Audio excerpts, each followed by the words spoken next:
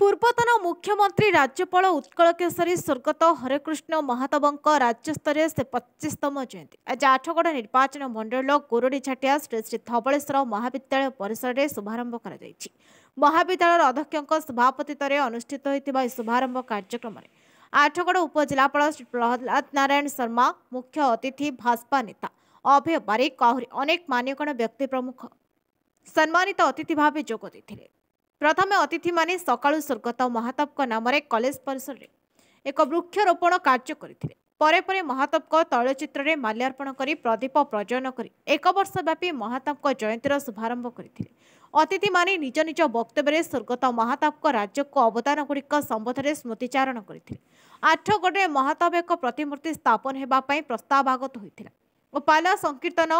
आदि कलाकार गणमाध्यम प्रतिनिधि अन्य व्यक्तिविशेष को पुष्पगछ उपढौक नदी अतिथि माने संबर्धित करथिले। आठगड़ महाताब स्मृति कमिटी सभापति उमाकांत सेठी सभा परिचालना करथिले। देखंतु आज आमर धवलेश्वर महाविद्यालय डॉक्टर हरेकृष्ण महाताबंकर 125तम जयंती पालन करा जाउछि एवं एठारु बहुत मान व्यक्ति आसते विशेषकर आजिकार जे मुख्य अतिथि थे आम आठगड़ उपखंडर जे संस्कृत थे आसते गेस्ट रही एवं आज यहाँ धूमधाम पालन कर मुख्य आमर एजेंडा था जोटा कि आठगड़ तिगिरिया निर्वाचन मंडल में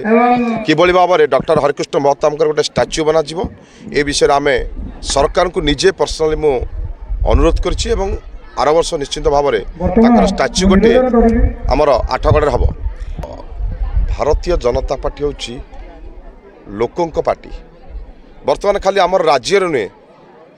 भारत में भारत वर्ष आज दिन को पालन कर जोटा कि महिमा राष्ट्रपति निजे से सभा रोचंती एवं यशस्व प्रधानमंत्री अमित शाह जी सेटा रही पालन कर आम गर्व एवं गौरवर विषय का आम ओडिशा माटीर पुओ को आज भारत सम्मान दि जाऊँगी। खुशी आज्ञा निजे आम सरकार को धरी आर वर्ष आप देखिए तांकर जयंती बेलू अलरेडी आम आठगड़ तैयारी सरी ए उपस्थापन मुझे निजे देइछि एवं निश्चित भाव यहाँ कर डॉक्टर हरेकृष्ण महाताबंकर 125तम जन्म जयंती आम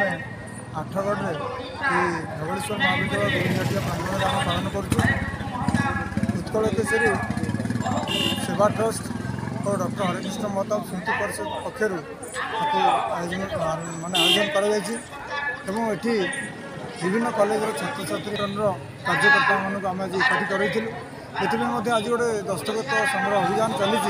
जो थे आम दाबी करूशार बड़पुत्र उत्कल केशरी डॉक्टर हरेकृष्ण महाताब को भारत रत्न दिजा उचित एवं केंद्र सरकार विचार करते जो दस्तखत संग्रह अभियान होम दिल्ली दरबार को पठेबू एवं द्वितीय कथा हूँ आज ये बड़ भव्य भाव में कार्यक्रम आयोजन करा बेले आम ये गोटे वृक्षरोपण कार्यक्रम करूँ से कौन है डॉक्टर हरेकृष्ण महाताब नाँ में गोटे स्मृति उद्यान प्रतिष्ठा करागला एवं जो 125टी वृक्ष आम रोपण कर 125तम जन्म एतद्यतीत विभिन्न संगठन जोगद कार्यक्रम व्यापक करेबू एवं जारी रखू ये आठगढ़ जन्म होता विभिन्न स्वाधीनता संग्राम आरंभ कर बरपुत्र मान आरंभ कर ओडिशार विभिन्न स्वाधीनता संग्राम बरपुत्र मान जन्मदिन एवं श्राद्ध दिवस और विशेषकर यही दिन मानक स्मृति को उज्जीवित करने आम सेवा कार्यक्रम करूँ ये रही। धन्यवाद। आठगढ़ राजू साई रिपोर्ट प्रयाग खबर।